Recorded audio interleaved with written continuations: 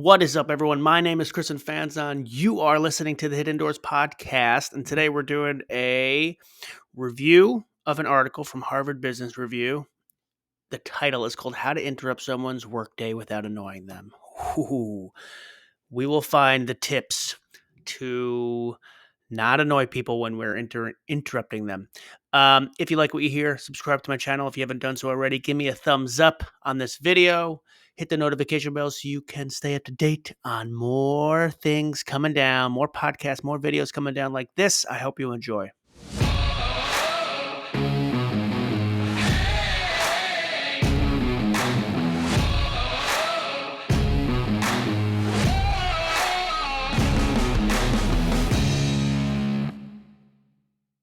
All right, so Harvard Business Review has done a study on how many people? 35 full-time in-person people. I think 35 people. And they tracked 251 interruptions. And they took surveys, took down questions and answers of people who were interrupted, and they want to find out, how do you interrupt someone without annoying them in a damn workday? People can be freaking annoying with their questions and interrupting you at the wrong time. And guess what? You start a new company, you got to start asking questions. You need to interrupt people. It's a part of interacting as a collective of people. You have to interrupt people to get things done. You need to ask questions. So, how do you do it without annoying the hell out of people? Well, let's see. There are six major points here. 6 points. The first point is assess how critical the task is. Let me go through this. Right? Assess how critical the task is. 2, don't pile on. 3, identify the right person to interrupt. 4, pay attention to busyness cues.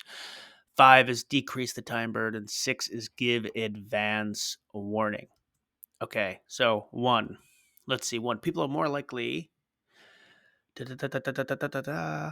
So if the first point is assess how critical the task is. If you are, this is what this article is saying, but if you're working on something that is really not important and you're interrupting someone in their day, especially if they're working on something that's potentially more important, it's probably not a good thing to interrupt someone. Maybe if it's like a very, very low priority that no one cares about and it's just busy work, send an email. How about that? Just send a damn email.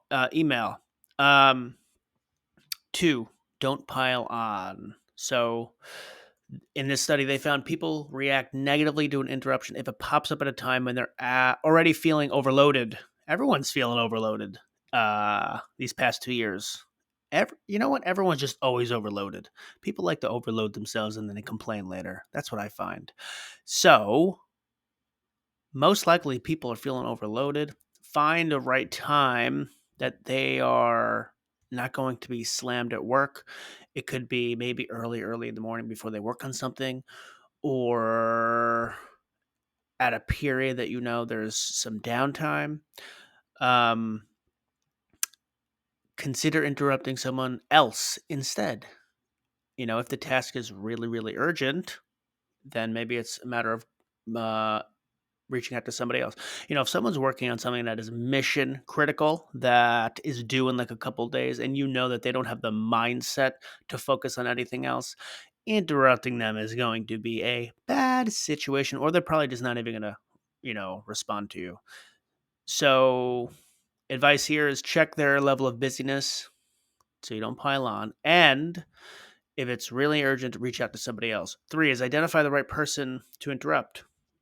This goes on to say you don't want to interrupt someone. After all, the context and everything you added to them, and then you find out they're not the right person. That tends to add a negative perception that that person's time was wasted. So interrupt the right person, find the right person before you start interrupting people. 4 is pay attention. Pay attention to busy cues. So if someone has their away status on, or they have a vacation responder saying, I'm out of pocket, things like that might suggest it is not the right time to disturb this person. If you're in person, they don't go on to say this in the article, but you can get some physical annoyance cues from people. So if you're bumping up into someone and you can say they're stressed, their headphones might be on, they're super locked into whatever they're doing, maybe not the best time. Don't be that person that just throws someone off their game. So find the busy cues and make sure you're being respectful of that, because you're just going to annoy the hell out of people. And you don't want to be the person who annoys the hell out of people at your job or wherever the hell you work. 5, decrease time burden. Decrease the time burden. What is this going to talk about? Interruptions seem to be dragged on or take longer than they should have. Blah, blah, blah, blah, blah, blah. So this goes on to say interruptions that take longer than they should have, or the perception is that this took longer than it should have. It leads to more negative feelings. So to address this, you got to think creatively how you're going to lighten the load for the person's time to be more efficient. So maybe you're presenting context up more succinctly. And if, let's just say, you're real scrambled in your head and it takes you like 5 minutes just to explain what the hell is going on, maybe just take a second to regroup and like say, what is the issue? So you can like succinctly explain everything that's going on. This way you can make this go quicker and you're not giving this person a time burden. And it's all about perception. This is all about perception. Was the task important enough to interrupt me during my time, which I think is important, during an important task, just for it to take 20 minutes when it should have taken 5? That's the perception you got to fight through. If that happened to me, I'd be freaking a little bit annoyed.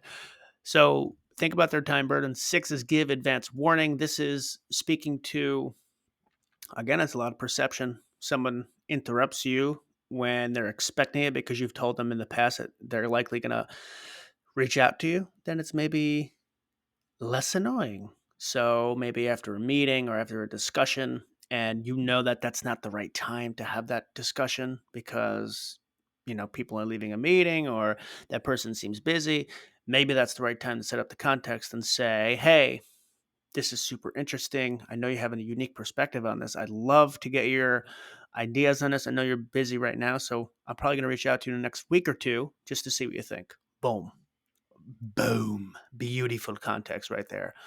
Beautiful context.